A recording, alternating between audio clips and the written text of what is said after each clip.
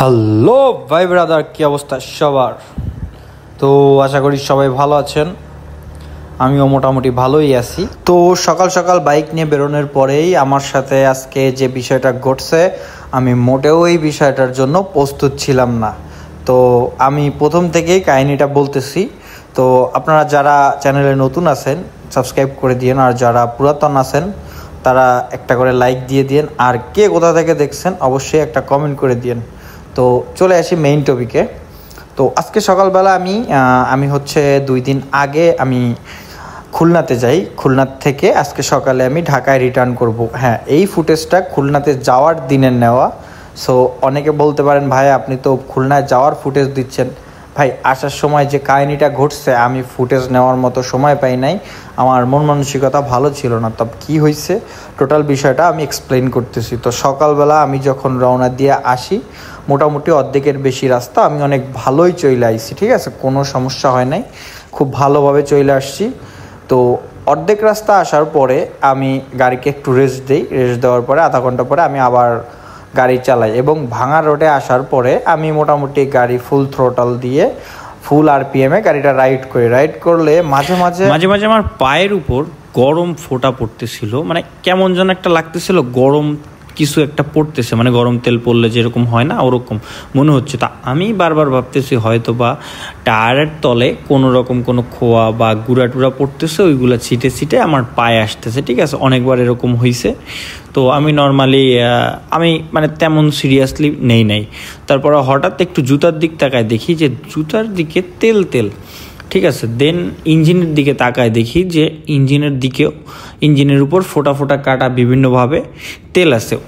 তো এটার পরে আমি ফুল ঘাবড়ায় গেলে আমি গাড়ি স্লো করে সাইডে দাঁড়ায় দেখি যে কিছুদিন আগে আমি আমার গাড়ির ট্যাপেট অ্যাডজাস্ট করাই। তো ট্যাপেট অ্যাডজাস্ট করার কারণে আপনার ইঞ্জিনের যে হেডটা থাকে ওইটা খুলতে হয়। ওইটা খোলার পরে ট্যাপেট অ্যাডজাস্ট করে ওইটা আবার নতুন একটা রাবার কিনে লাগাই দেয়। কিন্তু সমস্যাটা এইখানেই হয় যে তারা এইটা একটা নতুন রাবার কিনে লাগাই দেয়, কিন্তু এইখানে ওই রাবারের উপরে আপনার ইঞ্জিনে দেওয়ার মতো একটা আঠা পাওয়া যায়। ওই আঠাটা দিয়ে নিলে কোনো সমস্যা পরবর্তীতে আর দেখা দেয় না। কিন্তু ওইখানে আঠা ছিল না, বা আঠা ছিল হয়তো বা আমার দেয় নাই, যেটাই হয়েছে। তো যে কারণে আমার ওই আঠাটা না দিলে আমি যখন হাই আরপিএমে, high throttle, high RPM, high স্পিডে গাড়ি চালাই, ইঞ্জিনটা না অনেক হিট হয়ে যায়, এবং অনেক হিট হওয়ার কারণে ওইখান থেকে না আপনার ওই মোবিল যেটা আছে ইঞ্জিন অয়েল ওইটা না লিক করতে থাকে, এবং ওইটা ছিটে এদিক ওদিক পড়তে থাকে, ঠিক আছে, গরম। আর আমরা তো সবাই জানি যখন একটা ইঞ্জিনে পরিমাণ মতো ইঞ্জিন অয়েল না থাকে তখন ওই ইঞ্জিনটা কি পরিমাণ গরম হয়। তো ওইটা এত গরম হয়েছিল ভাই, আমি না লিটারেলি আমার অনেক ভয় লাগছিল।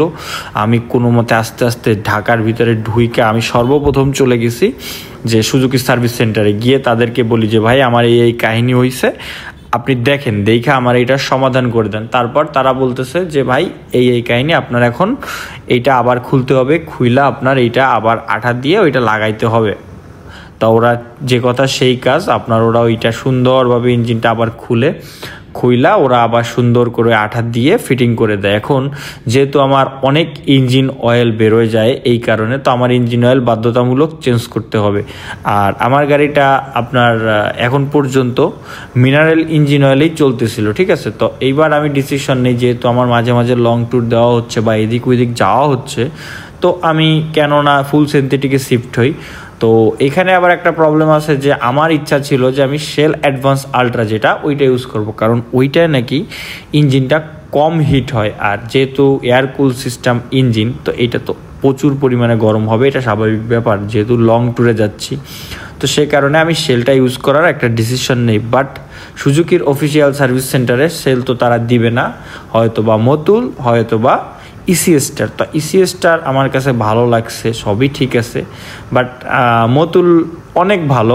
মতুলের জন্য আপনার বলতে পারেন যে মতুলের যে আপনার থ্রোটল রেসপন্স বা একটা র পাওয়ার, এইটা ফিল করা যায় মতুলে। যে কারণে যেহেতু ফুল সিনথেটিক ফার্স্ট আমার বাইকে ইউজ করব, তা আমি মতুলেই চুজ করি যে আমি মতুলটা ইউজ করব। দেন তারা আমারে মতুল ইঞ্জিন অয়েলটা দিয়ে দেয়, ঠিক আছে। তারা খুব সুন্দর করে আমার পুরান ইঞ্জিন অয়েলটা বের করে ওরা নতুনভাবে সব কিছু সেট করে দেয়। আর এর জন্য আমার কাছ থেকে এক্সট্রা কোনো চার্জ নেয় নাই। ট্যাপেটের হেড লাগাই দিছে, হেডের নিচে আঠা দিয়ে দিছে, সব কিছু তারা করে দিছে, কোনো টাকা নেয় নাই। শুধু ইঞ্জিন অয়েল আর ফিল্টারটার দাম নিছে, এটা ছাড়া তারা আর কোনো বিল নেয় নাই।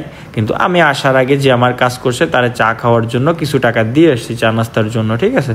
তো এই হয়েছে কাহিনী আমার সাথে, এবং এইটা নিয়েই না আমি অনেক ভয়তে ছিলাম ভাই। সাধারণ ব্যাপার, একটা বাইক যদি একটা টেম্পারেচারে একটা ব্যাপার আছে, আপনার নর্মাল একটা টেম্পারেচারের ব্যাপার আছে, কিন্তু তার থেকে যদি অতিরিক্ত গরম হয় তখন তো আপনারও ভয় লাগবে, যেহেতু এটা আপনার শখের বাইক। সো আমার সাথেও এইটাই হয়েছিল। তো আজকের ভিডিও এই পর্যন্তই। কালকে হয়তো আরেকটা ভিডিও আপলোড করব। মাওয়ায় থেকে আসার পথে আমি একটু টানাটানি করছিলাম হাইওয়েতে, একটু মানে আমার এই বাইকে সর্বোচ্চ যে স্পিডটা উঠে সেইটাই টানাটানি করছিলাম যতটুকু পারছি। তো ওইটা মেবি রয় আপলোড করে দিব। তো যারা চ্যানেলে নতুন আছেন সাবস্ক্রাইব করে দিন, আর যারা অলরেডি সাবস্ক্রাইব করছেন তাদেরকে অসংখ্য ধন্যবাদ পাশে থাকার জন্য, সাপোর্ট করার জন্য। আর অবশ্যই কে কোন জেলা থেকে দেখছেন একটু সাপোর্ট করে দিন। আমিও জানি যে আসলে আমার ভিডিও কোন কোন জেলা পর্যন্ত পৌঁছাচ্ছে বা কোন এলাকায় যাচ্ছে। তো দেখা হবে নেক্সট ভিডিওতে।